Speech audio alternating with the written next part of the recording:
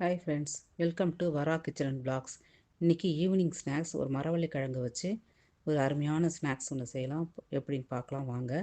First நல்லா தோலை சீவிட்டு நல்லா பொடியாக கட் பண்ணிவிட்டு மரவள்ளி கிழங்க இந்த மாதிரி 2-3 தடவை கழுவி வைக்கணுங்க. அந்த கழுவினா தான் அதோட ஸ்டார்ச் எல்லாம் வெளியில் வந்துடும். இல்லைன்னா குழ குழன்னு இருக்கும், ரொம்ப அது ஒரு மாதிரி பிசு பிசுன்னு இருக்கிற மாதிரி இருக்கும். அதில் நல்லா வெள்ளையாக இப்படி நல்லா தண்ணி ஊற்றி 2-3 டைம் நல்லா அலசிட்டு நம்ம உப்பு கொஞ்சம் மஞ்சத்தூள் போட்டு நம்ம கேஸில் வச்சு கொஞ்சம் வேக வச்சுக்கலாங்க. அதை பாருங்கள், இப்படி நல்லா வேக வச்சுக்கிட்டு தண்ணியை நல்லா வடிச்சுக்கணும். பாருங்கள், இப்படி நல்லா கிள்னா நல்லா கிள்ற மாதிரி வந்தவுடனே தண்ணியை நல்லா வடிச்சிட்டு எடுத்து வச்சுக்கணுங்க.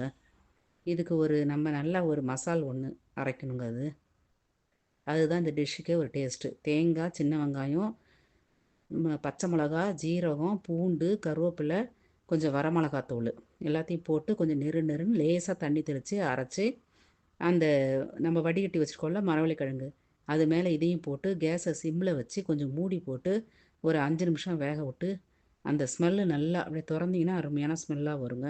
இந்த ஸ்மெல் நல்லா வரப்போ இப்படி நல்லா கிளறி கொடுத்துக்கணுங்க. நல்லா கிளறி கொடுத்து கொஞ்சம் அமுத்தி விட்டு நல்லா கொஞ்சம் கிளறி கொடுத்தீங்கன்னா நல்லா வெந்து அது ஒரு புட்டு மாதிரி இருக்குங்க. இது நல்லா பாருங்கள், இந்த மாதிரி நல்லா ஒரு புட்டு மாதிரி வந்துடும்.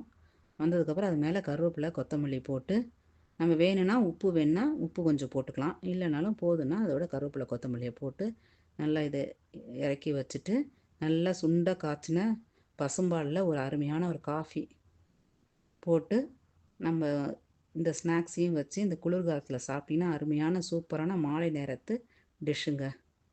சூப்பராக இருக்கும். சாப்பிட்டு பார்த்துட்டு எப்படி இருக்குன்னு கமெண்ட்ஸ் பண்ணுங்கள். தேங்க்யூ.